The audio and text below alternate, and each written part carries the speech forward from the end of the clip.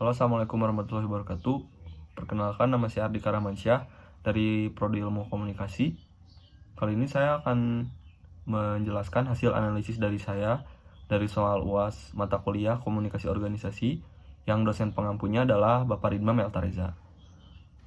Sebelum ke analisisnya, saya akan membacakan dulu kasusnya. Jadi ada perusahaan ABC. Perusahaan ini adalah perusahaan teknologi yang berfokus pada inovasi dan pengembangan solusi teknologi terkini. Visi misi dari perusahaan ini adalah menjadi pemimpin pasar dalam memberikan solusi teknologi yang cerdas, efisien, dan berkelanjutan. Namun, baru-baru ini, perusahaan tersebut menghadapi tantangan besar terkait gaya kepemimpinan yang tidak sesuai dengan visi misi yang diusung. Manajer utama perusahaan ABC yaitu Mr. X memiliki gaya kepemimpinan otoriter yang dominan.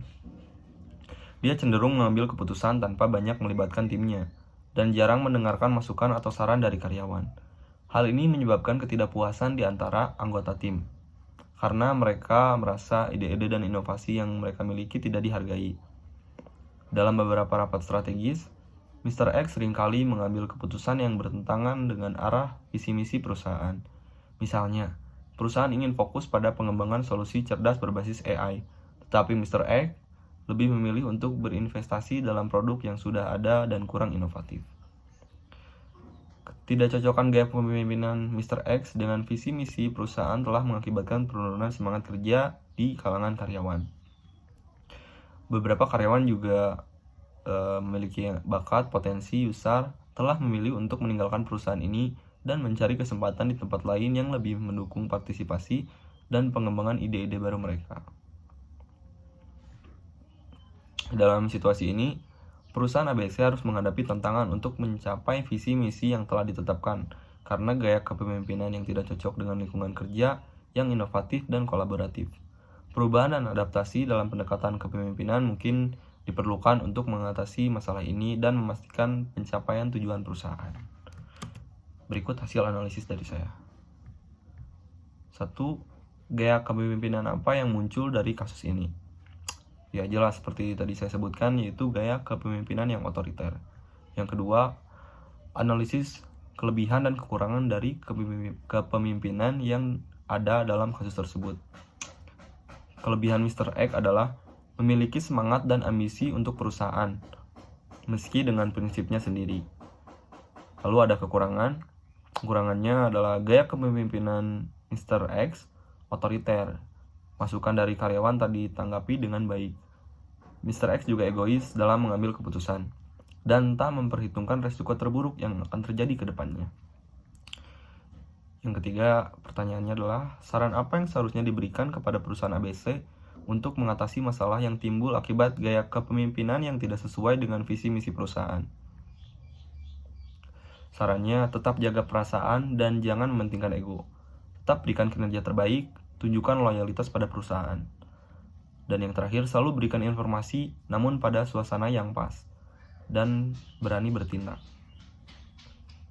Terus yang keempat, pertanyaan keempat, bagaimana peran komunikasi dalam memperbaiki ketidakcocokan antara gaya kepemimpinan dan visi misi perusahaan?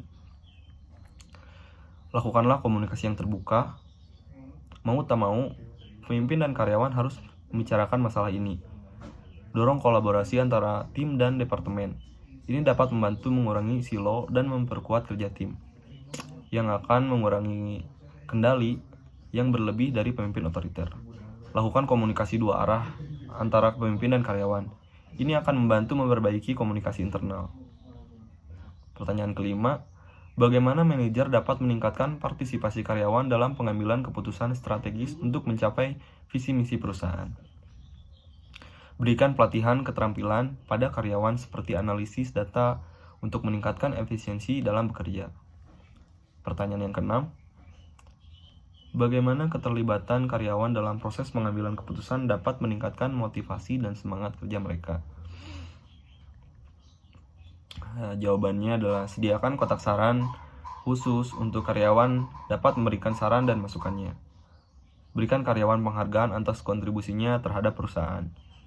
Yang ketujuh, bagaimana manajer dapat menciptakan lingkungan kerja yang inovatif dan kolaboratif untuk mendukung visi misi perusahaan? Ciptakanlah lingkungan kerja yang nyaman dengan memberikan perhatian dan melakukan segala komunikasi dengan terbuka. Tetap fokus pada visi misi perusahaan, monitor dan evaluasi secara berkala hasil dari upaya inovasi dan kolaborasi. Gunakan data ini untuk terus mengoptimalkan proses dan mendukung keputusan lebih lanjut. Yang kedelapan, bagaimana manajer dapat menciptakan lingkungan kerja yang inovatif dan kolaboratif untuk mendukung visi misi perusahaan.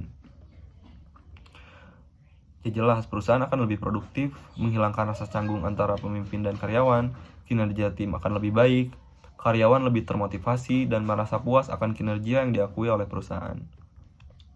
9. Apa manfaat dari membangun budaya kerja yang mendukung partisipasi karyawan dan penerimaan ide-ide baru dalam perusahaan? Mendukung karyawan untuk berpikir kreatif dan inovatif, meningkatkan loyalitas karyawan terhadap perusahaan. Budaya kerja yang mendukung partisipasi dan inovasi membantu perusahaan untuk tetap relevan dan beradaptasi dengan cepat. Yang ke-10, bagaimana cara mengidentifikasi dan memahami visi misi perusahaan serta pentingnya mengintegrasikan nilai-nilai tersebut dalam gaya kepemimpinan. Pertanyaan terakhir ini itu jawabannya adalah pelajari visi misi dari perusahaan agar tetap fokus pada kinerja yang efisien. Lakukan observasi dan pengamatan untuk melihat bagaimana perusahaan beroperasi, bagaimana karyawan berinteraksi, dan bagaimana keputusan dibuat. Lalu pentingnya mengintegrasikan nilai-nilai tersebut ke dalam gaya kepemimpinan. Memberdayakan karyawan untuk berpartisipasi secara aktif dan memberikan kontribusi positif. Karyawan merasa dihargai dan didorong untuk mencapai tujuan perusahaan. Pemimpin yang dapat mengintegrasikan nilai-nilai perusahaan dapat menginspirasi karyawan untuk lebih loyal kepada perusahaan. Perubahan yang signifikan akan terlihat jika nilai-nilai perusahaan sudah diintegrasikan dalam gaya kepemimpinan. Itu mungkin segitu saja analisis dari saya. Saya Ardika. Mohon maaf bila ada kesalahan kata. Akhir kata saya ucapkan terima kasih. Wassalamualaikum warahmatullahi wabarakatuh.